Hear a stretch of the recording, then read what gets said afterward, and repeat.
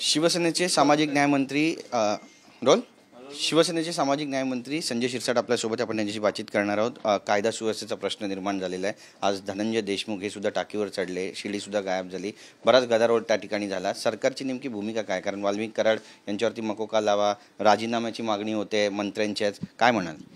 हे बघा, आज देशमुखांच्या भावाने जे टाकीवर चढले हा त्यांचा संताप आहे, त्यांच्या मुलीचा संताप आहे, गावकऱ्यांचा संताप आहे। आणि आपण पाहाल की प्रत्येक जिल्ह्यामध्ये याच्यासाठी मोर्चे निघत आहेत। प्रकरणाचं गांभीर्य हे प्रत्येकाला कळालेलं आहे। एखाद्या गावच्या सरपंचाला अशा अमानुषपणे मारणं हे कुणालाही पसंत पडलेलं नाही। प्रत्येकजण त्याचा निषेध करतोय आणि प्रत्येकाची भावना तीव्र आहे की ज्यांनी मारले त्यांना फाशीच्या शिक्षेवर, म्हणजे फाशीच्या तख्त्यावर त्याला घेऊन गेलं पाहिजे। आमची भावना तीच आहे।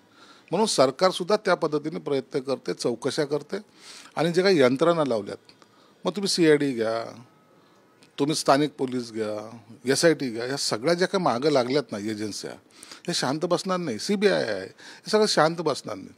आरोपी आता एवढे पकडले गेलेले आहेत। वाल्मिक कराड काय हा संत महात्मा नाही आहे, त्याचेसुद्धा जे काही कारनामे बाहेर येत आहेत तपासाचा एक भाग असतो। एकदा तपास त्या स्टेजला आला त्याच्यानंतरच त्यांच्यावर कारवाई ही केली जाते। म्हणून वाल्मिक कराड काय असेल किंवा इतर कोणी काय असेल त्याच्यामध्ये, याच्यावर सरकार कधीही कानाडोळा करणार नाही। सगळ्यावर कठोर कारवाई केली जाईल असं स्वतः मुख्यमंत्री देवेंद्र फडणवीस साहेबांनी सांगितलं। धनंजय मुंडेंचा राजीनामा मागितला जातोय आणि अमोल कोल्हे अशा पद्धतीने वक्तव्य करतात। बरीचशा मागण्या, आता हे प्रकरण गंभीर होत चाललंय। नाही, अशा प्रकरणामध्ये तुम्ही राजकारण आणू नका ना।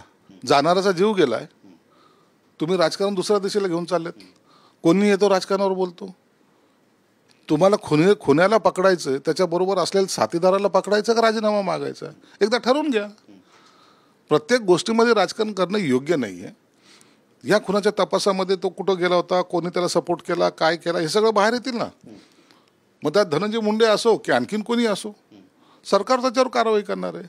म्हणून तुम्ही सुद्धा त्या अशा राजकीय लोकांनी सुद्धा असे वक्तव्य करून ते असलेलं गांभीर्य घालवण्याचा प्रयत्न करू नये।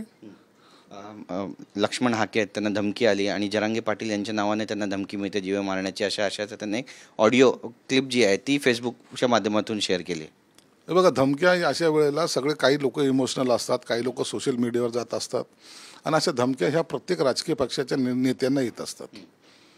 त्याची फक्त सूचना तुम्ही पोलिसांना द्या, पोलीस योग्य ती कारवाई करेल। म्हणून त्याची सुद्धा बातमी झाली पाहिजे असं नाही। आम्हाला रोज अशा अनेक धमक्या येतात का आम्ही रोज पोलीस स्टेशनवर धमक्या, एवढं सत्र चालवायचं का? धमक्याला घाबरणारे आपण नाहीत हे त्यांनी दाखवून दिलं पाहिजे। महानगरपालिकेच्या निवडणुका आहे, शिवसेनेची नेमकी भूमिका काय असणार आहे? कारण नवाब मलिक यांनी विधान केलं आहे की एकटं लढायला हवं, एकला चलोचा त्यांनी पण कुठेतरी संकेत दिलेत। त्यामुळे नेमकी भूमिका काय असेल? रसातळाला जे कार्यकर्ते आहेत त्यांची पण हीच भूमिका आहे। जे या महानगरपालिकेची निवडणुका असो, ग्रामपंचायतची असो, जिल्हा परिषदच्या असो, कोणत्याही स्थानिक निवडणुकीमध्ये कार्यकर्त्याला आपल्याला संधी मिळाली पाहिजे ही त्यांची भावना असते। मग युती झाली तर अर्धा जागा इकडं, अर्धा जागा तिकडं, मग तो नाराज होतो।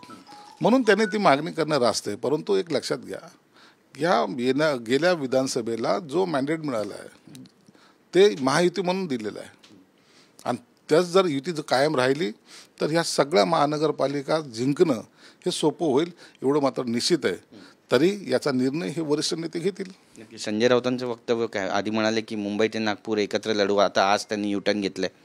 संजय राऊत आहे तो कधी काय बोलेल त्याचा काही नियम आहे का? झाकझाकमध्ये बोलून गेला बिचारा, त्याला वरून पुन्हा बांबू बसला असेल, असं नको बोलू, आपण एकटं लढू शकत नाही, अशी जेव्हा त्याची अवस्था झाली म्हणून त्यांनी तो युटर्न घेतलाय।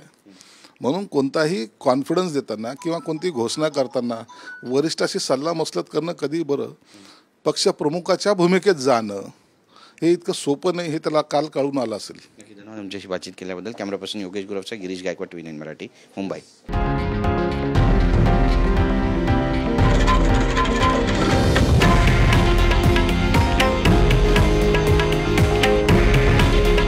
हे आहे देशातील नंबर 1 न्यूज नेटवर्क आणि आपण पाहत आहात TV9 मराठी। काळजी तुमची, हित महाराष्ट्राचं।